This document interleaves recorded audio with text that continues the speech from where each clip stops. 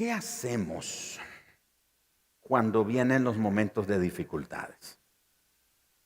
¿Cuántos de nosotros hemos tenido algún momento de dificultad?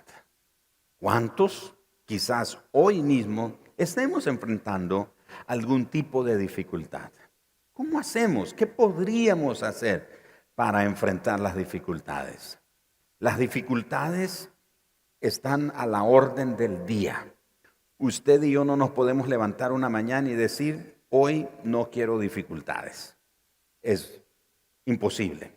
Es como que usted se levante en la mañana y diga, hoy no quiero que haya sol. Imposible. Porque aunque usted no vea el sol siempre está ahí. He tenido la oportunidad de viajar, y muchas veces cuando el avión ha despegado aquí o en otras ciudades donde he estado, está con una fuerte lluvia y hay tormenta y todo oscuro. Y es sorprendente cuando el avión alcanza la altura de crucero que le llaman. Es sorprendente ver que ahí arriba hay sol. El sol está ahí arriba.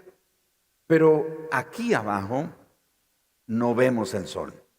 Entonces a veces uno puede decir, hoy no quiero tener dificultades. Lo repito, es como decir, hoy no quiero que el sol salga. Lo querramos o no, el sol siempre va a salir. Querramos o no, enfrentaremos algún tipo de dificultades. ¿Qué hacemos entonces cuando vienen esos momentos? ¿Qué es lo que debemos hacer? ¿Cuáles serían las recomendaciones que la palabra de Dios nos da al respecto? Y ahora, cuando hablamos de dificultades, tenemos que tener en cuenta, y nos referimos también a tribulación, a aflicción y a angustia. Esas tres palabras, tribulación, angustia y aflicción, son parte de lo que podemos llamar también dificultades. Así que dificultades, tribulación, angustia o aflicción es lo mismo, ¿ok? No las categorice o no las ponga en un punto y en otro a cada una de ellas, porque son lo mismo. Tribulación, angustia, aflicción o dificultad es lo mismo. Ahora, la tribulación, en el original griego, esa palabra tribulación significa en principio estrechez.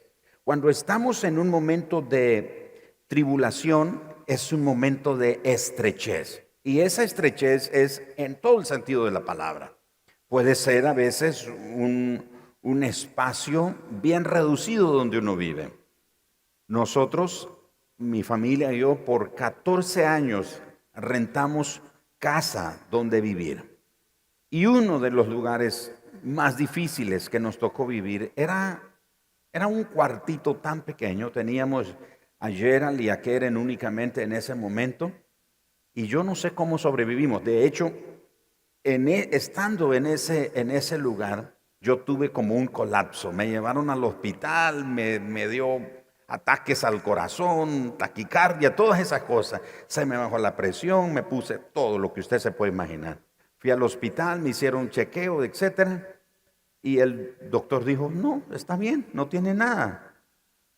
Y me sorprendió que cuando él me estaba despidiendo, dice, le voy a poner una inyección que lo va a mandar a dormir. Lo que usted necesita es descansar. Y me dijo, necesita confiar más en Dios. Y yo me reí porque dije, si supiera que soy pastor. Qué interesante, ¿verdad? Pero bueno, fue en ese cuartito donde vivíamos, estrechez increíble. Ahí estaba la cama, la de nuestros hijos, la cocina, el comedor, la silla donde nos sentábamos. De hecho, comíamos en la cama porque era lo que nos servía de silla, porque no teníamos muchos muebles por el espacio. Así que la estrechez es en muchos aspectos. No solo tiene que ver con lo económico, puede ver o tiene que ver con espacio, puede ser también con estrechez en los pensamientos. De hecho, este domingo voy a compartir algo que tiene que ver con los pensamientos, así que no se lo pierda esa palabra que vamos a compartir, pero la estrechez puede afectar también los pensamientos. Tenemos una estrechez de mente o de pensamiento que nos hace pensar en una forma limitada y escasa. También la tribulación tiene que ver con aflicción, con oprimir, tiene que ver con amontonar, por ejemplo, un gran peso que sea difícil de soportar. De hecho, la palabra tribulación también tiene una descripción que la cultura de tortura que los soldados romanos tenían era sorprendente. Y la palabra tribulación tiene en parte también su origen ahí. Eran unos como celdas o espacios donde metían a los soldados, a los prisioneros, y especialmente prisioneros de guerra. Entonces los metían ahí donde solo cabía una persona. Y hacían que el prisionero levantara sus manos en esta forma, y a través de un mecanismo ellos comenzaban a soltar una enorme peña, una enorme piedra que literalmente aplastaba a esa persona, a ese prisionero de guerra. Y ahí viene la palabra tribulación, de oprimir. O sea, la idea era que la persona trataba en sus fuerzas de resistir el peso de la peña que estaba cayendo sobre él hasta que literalmente lo aplastaba. Así que tribulación tiene que ver con eso. Hay tiempos cuando usted y yo nos sentimos que estamos aplastados, que estamos completamente sin fuerza, nos sentimos destruidos, nos sentimos devastados. De manera entonces que tribulación nos ubica en esa posición, nos da ese panorama que tiene que ver también con la dificultad. Nos preguntamos entonces, entendiendo que la tribulación es todo eso que acabo de mencionar y que está asociada con dificultad, con angustia, con aflicción, ¿qué podemos hacer entonces? Cuando las dificultades o las tribulaciones se intensifican, no solo cuando vienen, sino cuando se intensifican. Porque, como a veces suelo decir yo, hay momentos en nuestra vida en las que uno ni bien ha terminado de salir de una situación cuando ya está metido en otra situación uno. ¿A cuánto le ha sucedido eso? Y se dice, pero ¿qué pasa? Unos lo llaman el karma, otros lo llaman mala suerte, otros lo llaman sal. Me levanté salado, me levanté con el pie izquierdo, dice la gente, porque no termino de una y ya estoy con otras cosas en mi vida, otras dificultades. Así que, ¿qué hacemos cuando se intensifican? Romanos capítulo 12, versículo 12, nos da la respuesta. Romanos 12 nos presenta 3 ejercicios espirituales que pueden ayudarnos a nosotros a enfrentar las dificultades. Y escuche lo que acabo de decir, a enfrentarlas, no a evitarlas. No podemos evitar las dificultades. Van a venir, las vamos a enfrentar, nos van a alcanzar. Por eso dice, pastor, yo no recibo esa palabra, la rechazo. O como dicen otros, cruz, nada de eso. Haga lo que usted quiera sobre eso, pero esa es la verdad. Las dificultades nos van a llegar en un momento u otro, de una u otra manera. Entonces, cuando vengan las dificultades, lo que Romanos 12 nos da son la estrategia de 3 ejercicios espirituales que pueden ayudarnos a enfrentarla, no a evitarlas. No a pedir que no vengan, sino cómo podemos enfrentarlas. No solo para pasarlas, sino para permitir que Dios nos transforme a través de ellas. Las tribulaciones o las dificultades son como las olas. ¿A cuánto les gusta el mar? O sea, ir al mar, bañarse en el mar. A ver, levanten la mano, ¿cuántos les gusta? Muchos aquí les gusta ir al mar. Y de esos que les gusta ir al mar a bañarse, no pasan de la orilla. O sea, van al mar a bañarse, pero de arena. Les dan unas revolcadas las olas, porque no pasan de ahí. Y notó usted que una persona cuando está siendo embestida por una ola, y si el mar está embravecido o fuerte el oleaje, resulta difícil que la persona se pueda levantar, que pueda ponerse en pie, porque una y otra ola viene sobre el cuerpo de esa persona. Así que las dificultades, hermanos, no se trata solo de pasarlas. Voy a tratar de explicar esto. No se trata solo de que están pasando sobre mí y como las olas, ahí vienen sobre mí y viene otra ola y viene otra ola. No, no, tiene que haber una transformación en nosotros. Con cada dificultad que enfrentamos, tenemos que crecer. Nuestra fe tiene que crecer. Nuestra confianza en el Señor se tiene que fortalecer. La esperanza que tenemos en el Señor y en sus promesas tiene que fortalecerse. ¿Me estoy explicando? No se trata solo de estar como una piñata, pues. ¿Vio que la piñata no se defiende? La agarran a la pobre piñata y le dan con toda la fuerza. No se trata de que somos como una piñata cósmica, por decirlo de esta manera, y que las dificultades nos están dando palo y nosotros, ahí viene otro y aquí estoy. No, no es ese el propósito. El propósito es que cada dificultad, cada tribulación o aflicción nos transforme, que Dios la use para transformar nuestra vida. Así que si nosotros mantenemos en esa perspectiva, vamos a poder identificar muy bien estos tres ejercicios. Los vamos a poner en práctica muy bien. El primero de ellos, según Romanos 12:12, es alegrarse por la esperanza segura que tenemos. Lo voy a repetir para los que toman nota. Alegrarse por la esperanza segura que tenemos. Romanos 12, verso 12, lo dice de esta manera. Gozosos en la esperanza. Detengámonos ahí. Gozosos en la esperanza. Muchos creyentes hemos tenido o hemos malinterpretado el aspecto del gozo dentro de las tribulaciones. Yo he oído, y creo que yo en algún momento lo he dicho, y debo de decir que ha sido una mala interpretación que hemos tenido al respecto de el gozo en las tribulaciones. Porque a veces oímos a hermanos que está animando a otro hermano. Hermano, deje de estar llorando, deje de estarse quejando, deje de estar así decaído, como que si nunca va a sobrevivir o salir de esta situación. Alégrese en la tribulación, alégrese por la tribulación. Hermanos, el texto bíblico no dice que nosotros debemos alegrarnos por la tribulación. El gozo es el resultado de la esperanza que tenemos en Dios. ¿Me estoy explicando? O sea, si llora, el apóstol Pablo lo dijo, si alguno llora, ¿qué tenemos que hacer? Vamos a llorar con él. Si alguno está alegre, pues vamos a alegrarnos con él. Bueno, el apóstol Santiago fue quien dijo eso. Si alguno está alegre, que cante alabanza. Si alguno está triste, si alguno está afligido. O sea, es normal, no podemos evitar el sentimiento que tenemos o la emoción que tenemos.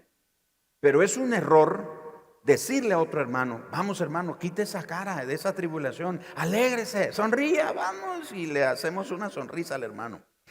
La tribulación no produce gozo, sino pregúntenle al prisionero que estaba siendo aplastado por esa piedra, ¿tiene gozo? Alégrate, no.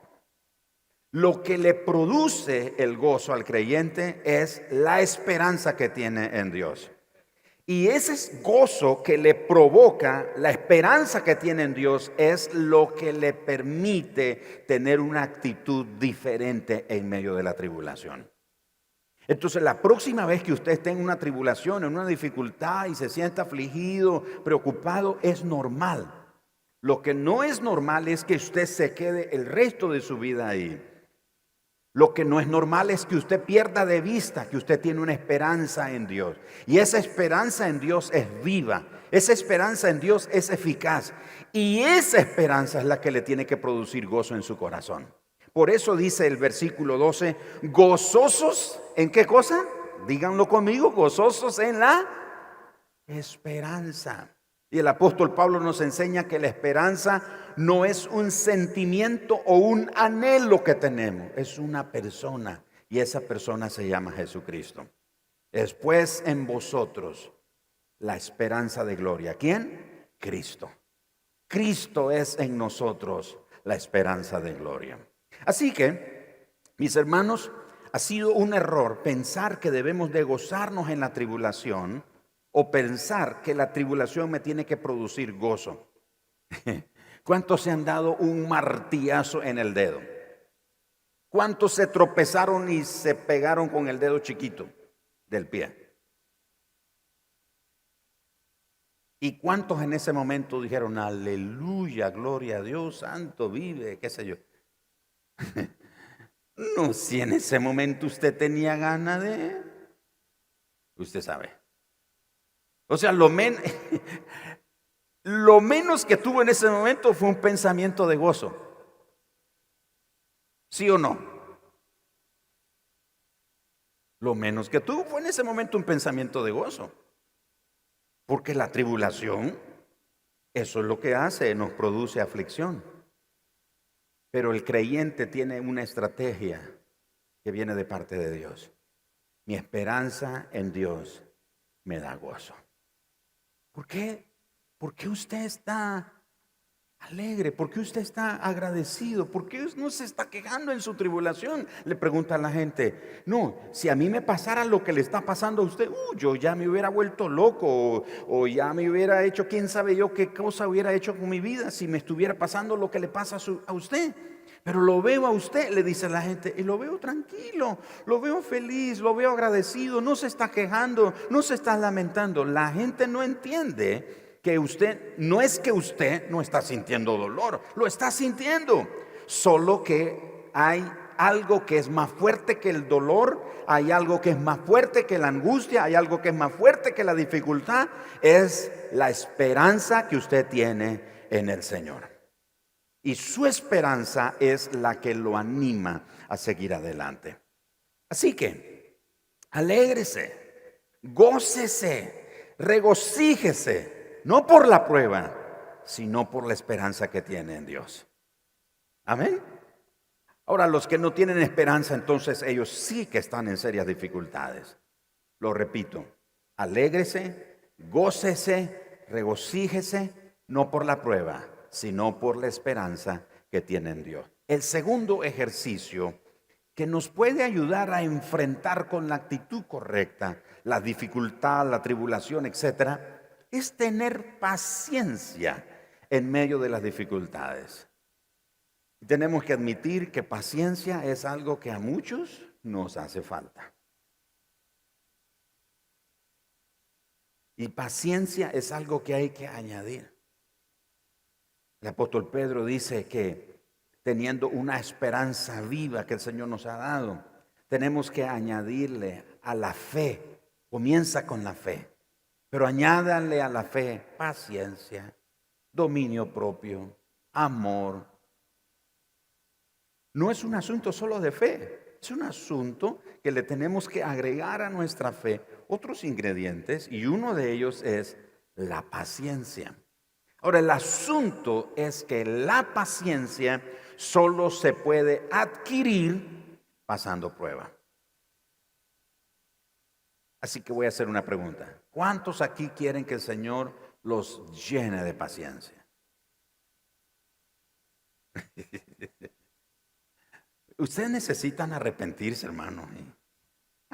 Necesita rendir su vida al Señor. Sí, hermano, no hay otra manera.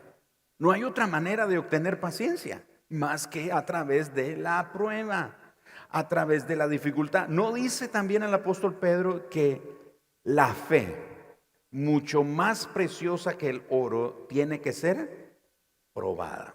Y la fe está conectada con la paciencia. Así que el segundo ejercicio para los que toman nota es tener paciencia en medio de las dificultades.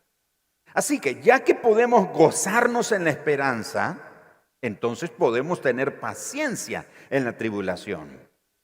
Sin importar la intensidad, sin importar la forma o la severidad de la tribulación, nosotros podemos perseverar. La idea de tener paciencia en la aflicción es perseverar.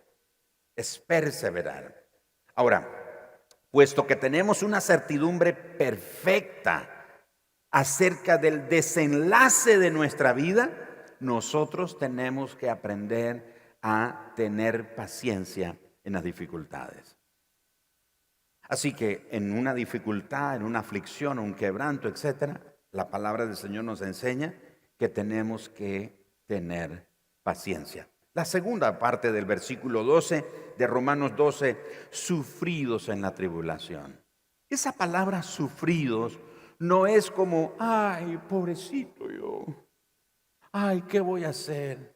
Todo lo malo me cae a mí, pobrecito de mí, solo yo. No, no está hablando de sentirse así como una víctima y tener una mentalidad de victimización y sentir, no.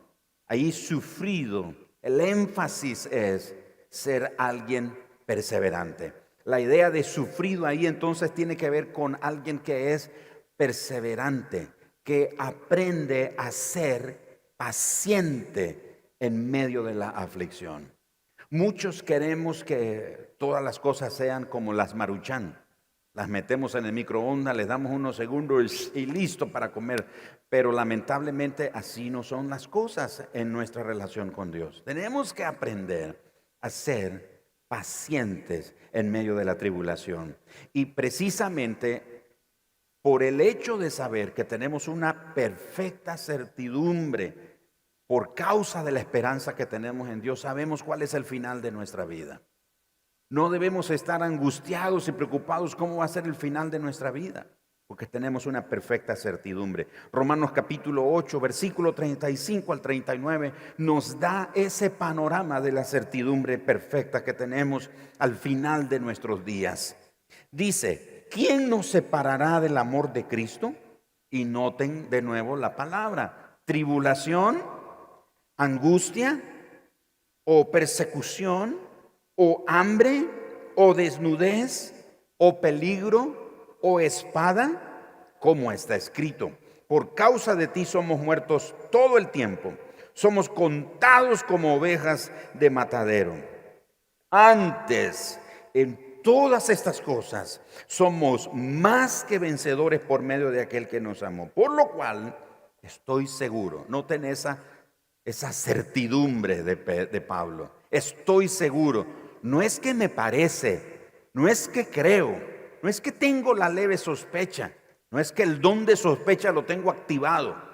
No, tengo la certidumbre. Estoy seguro de que ni la muerte, ni la vida, ni ángeles, ni principados, ni potestades, ni lo presente, ni lo porvenir, ni lo alto, ni lo profundo, ni ninguna otra cosa creada nos podrá separar del amor de Dios que es en Cristo Jesús, Señor nuestro. El Señor merece un aplauso por esa verdad esta noche. Si usted cree eso en su corazón, déle ese aplauso al Señor de verdad, sí. ¿Sabe por qué, hermano? Porque tener paciencia en medio de la dificultad, en medio de la aflicción, es tener esa certidumbre, esa seguridad de que venga lo que venga, no importa cuán intensa sea la aflicción o la tribulación, la severidad, la forma o el tiempo que dure, usted y yo podemos tener esta seguridad. Sé cuál es el final de nuestra vida. Si en algún momento nos tocara, como llegará en algún momento para todos nosotros, tener que enfrentarnos a la eternidad, ser llamados delante del trono de Dios, pues hermanos, la Biblia dice, el apóstol Pablo dice que no hay nada que nos pueda separar del amor de Dios. Y Pablo menciona una lista de cosas y dice él, por si acaso se me olvidara algo, por si acaso hubiera algo que se escapa de mi conocimiento o de mi conciencia, Pablo dice, ninguna otra cosa creada nos podrá separar del amor de Dios que es en Cristo Jesús. La tribulación no te va a separar del Señor. La dificultad no va a separarte del Señor. No hay nada en este mundo que logre separarte del Señor. Tanto así que el apóstol Pablo lo dice en Romanos capítulo 5, versículo 1 al 5. Vaya conmigo a Romanos capítulo 5, verso 1 al 5. Justificados pues por la fe, tenemos paz para con Dios por medio de nuestro Señor Jesucristo, por quien también tenemos, wow, mira esto, por quien también tenemos entrada por la fe a esta gracia en la cual estamos firmes y nos gloriamos en la esperanza. ¿Nota eso? Nos gloriamos. Esa idea de gloriarnos no es enorgullecernos, es nos gozamos, nos alegramos, nos gloriamos en la esperanza de la gloria de Dios. Y no solo esto, sino que también nos gloriamos ¿en qué cosa? En las tribulaciones. De nuevo, esa palabra gloriamos no es enorgullecerse, es nos gozamos, nos alegramos, nos regocijamos. No por la prueba, sino por la esperanza que tengo en Dios. Y esa esperanza que tengo en Dios me da gozo para enfrentar la tribulación. Nos gloriamos en las tribulaciones sabiendo que la tribulación produce ¿qué cosa? Paciencia. No, la paciencia no se obtiene ayunando. Y no que sea malo ayunar. La paciencia no se obtiene orando. Y no es que sea malo orar. La paciencia no se tiene repartiendo comida a los necesitados. Y no es que no hay que hacerlo. La única manera de obtener paciencia es a través de la tribulación. Usted nunca, yo nunca voy a tener claro, no voy a dimensionar la forma en la que puedo obtener paciencia en mi vida si nunca paso una tribulación, si nunca paso una dificultad. Así que dice, nos gloriamos en las tribulaciones sabiendo que la tribulación produce paciencia. Y la paciencia que produce prueba. Ahora, esa palabra prueba no es dificultad de lo que estamos hablando. Esa palabra prueba es como control de calidad. ¿Me explico cuando digo control de calidad? ¿Verdad? Es decir, está aprobado. Pablo le dijo a Timoteo, preséntate al Señor como obrero aprobado, que no tiene de qué avergonzarse, que usa bien la palabra de verdad. Así que Pablo dice aquí, y la paciencia prueba. Es decir, la paciencia te da esa capacidad de poder mostrar, dar testimonio que has crecido. Y la prueba te da esperanza. Y la esperanza no avergüenza, porque el amor de Dios ha sido derramado en nuestros corazones por el Espíritu Santo que nos fue dado. Así que ese es el segundo ejercicio. Espero que estemos bajando algunas calorías al hacer estos ejercicios. Y el tercer y último ejercicio, seguir orando con toda perseverancia. Seguir orando. Escuche lo que acabo de decir, seguir orando.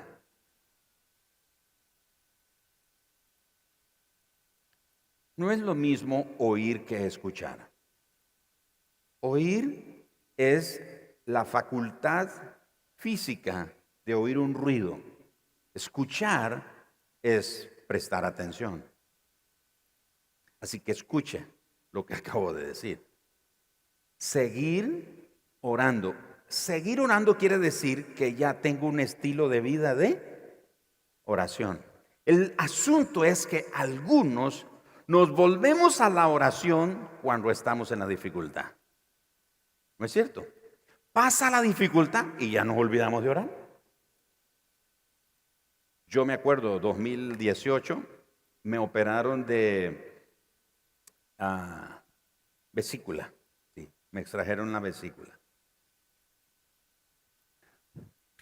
Y entonces, después de la cirugía, ahí yo me andaba cuidando. Ay, no voy a comer esto, no voy a comer aquí, voy a comer saludable, esto. Pregúnteme ahora. Aquí está el testimonio.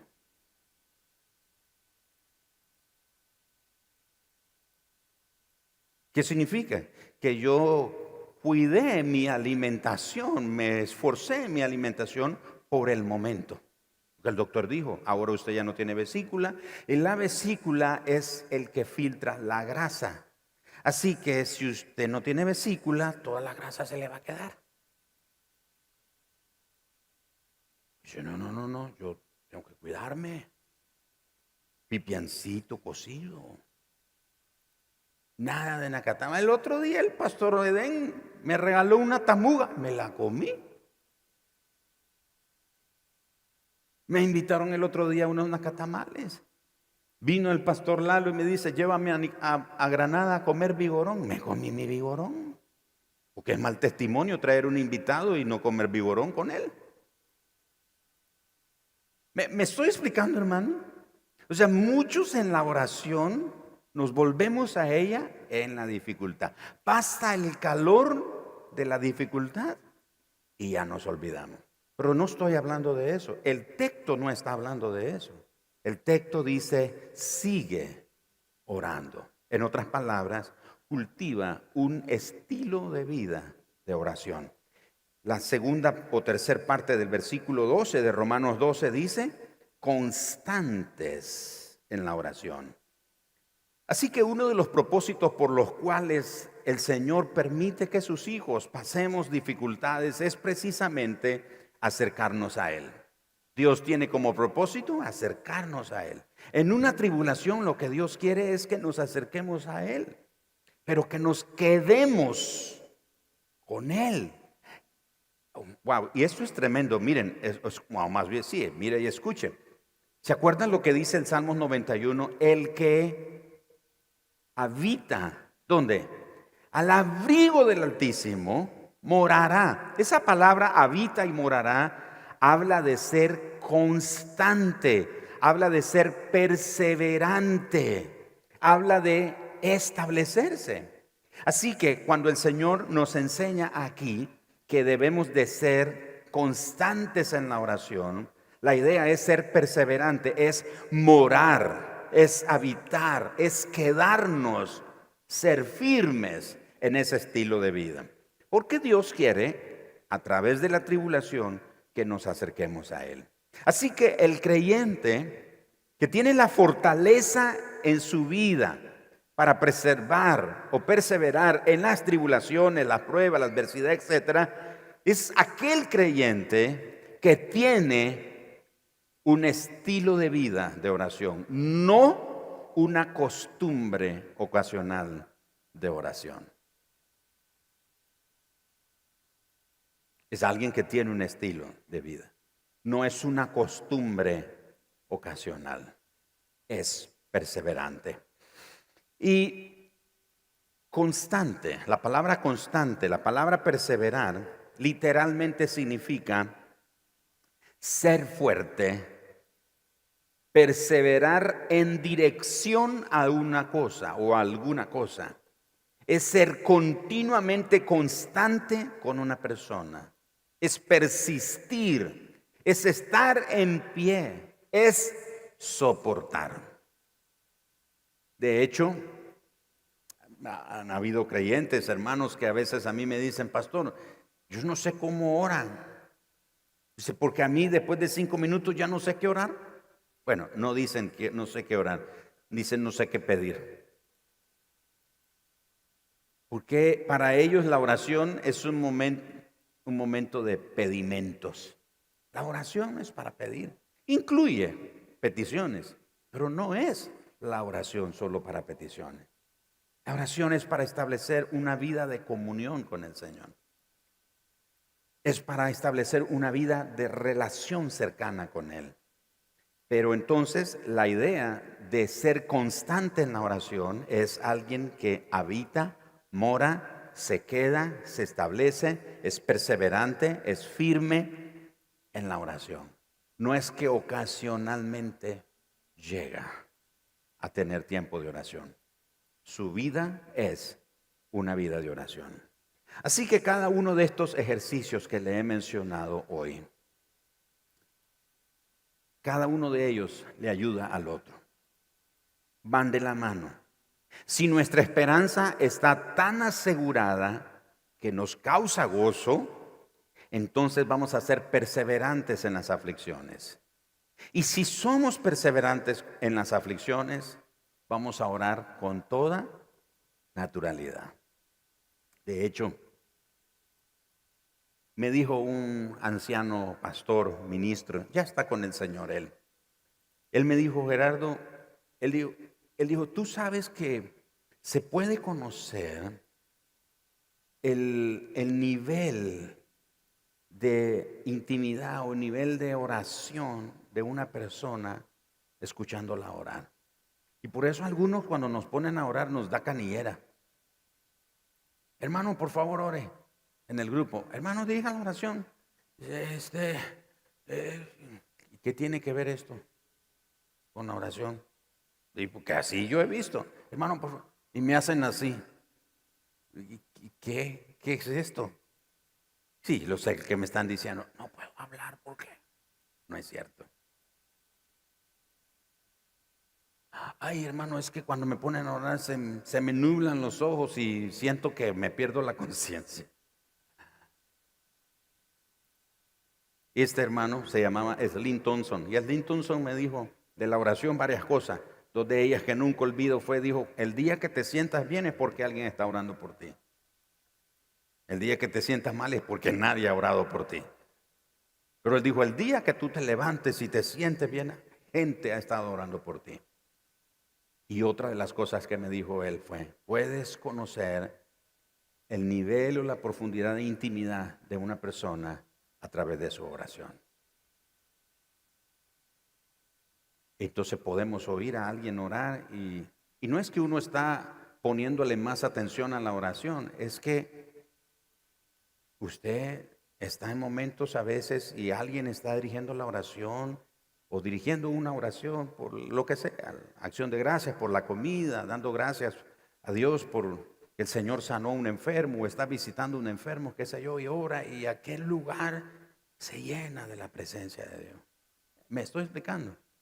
Y usted dice, wow, uno dice que no termine el hermano de orar. Pero a veces otros oramos y la gente dice que termine ya, que termine ya. Porque la vida de oración es la clave en todo esto. Así que 3 ejercicios que nos pueden ayudar a enfrentar las dificultades. Alégrese por la esperanza que tiene en Dios. Así que ya sabe, no se alegre por estar en una prueba o una dificultad. No significa que va a estar quejándose, pero usted tiene gozo, no por estar en la prueba, sino por la esperanza que tiene en Dios. Segundo, tenga paciencia en medio de la dificultad. Es decir, quédese, sea perseverante, no huya, no corra, no se corra. Tercero, siga orando con toda perseverancia. Siga orando. Continúe orando. Hace unos años mi esposa predicó un sermón aquí que se llamó ¿Hasta cuándo? Yo creo que debe estar en YouTube, en el canal de YouTube de la iglesia, lo puede buscar, creo. Y escribieron ahí en la pared al fondo esa gran pregunta, ¿hasta cuándo? Y uno de los salmos precisamente nos enseña ¿hasta cuándo orar? Hasta que Dios responda. No se canse de orar. Recuerde que la oración no es para pedir solo. La oración es para conectarse con Dios. Muchas veces lo que usted y yo necesitamos en la oración no es que Dios nos dé una respuesta.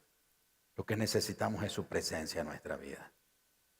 Y su presencia nos basta. Así que, en conclusión,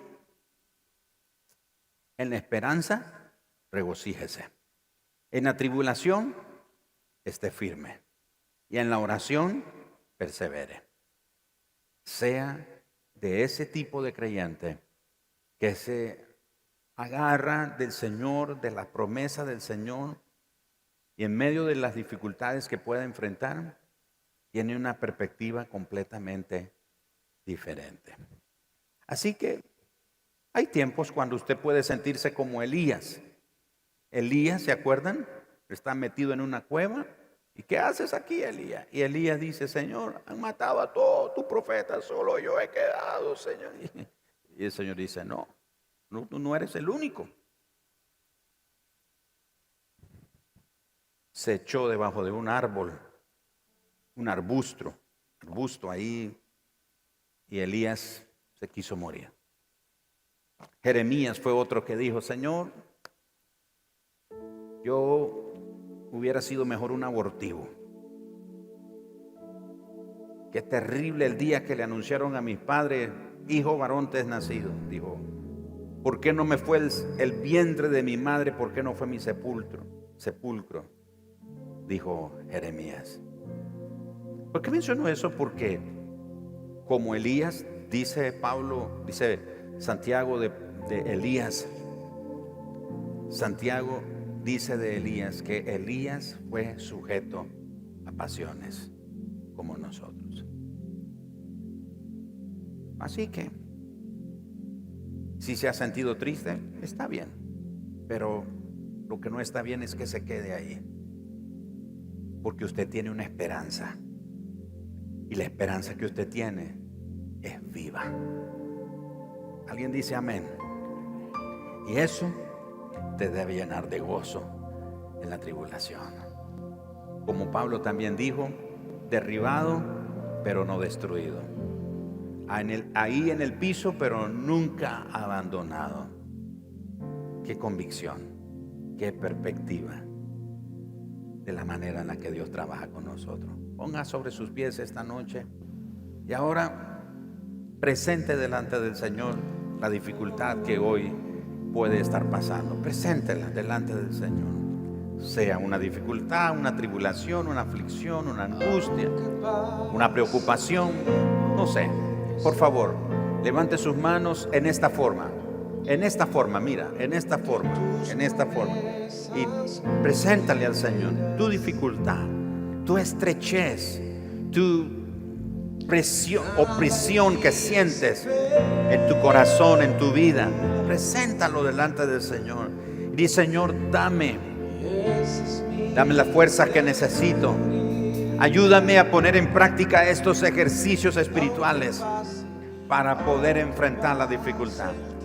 Porque esa dificultad también va a pasar. Y quiero ser aprobado, quiero ser calificado una vez que la prueba pase. Así que lo que sea, no la consideres pequeña. No diga: no, mi dificultad no es como la de mis padres, o mi dificultad no es como la de otra persona. Dios no la minimiza. Él conoce tu dificultad.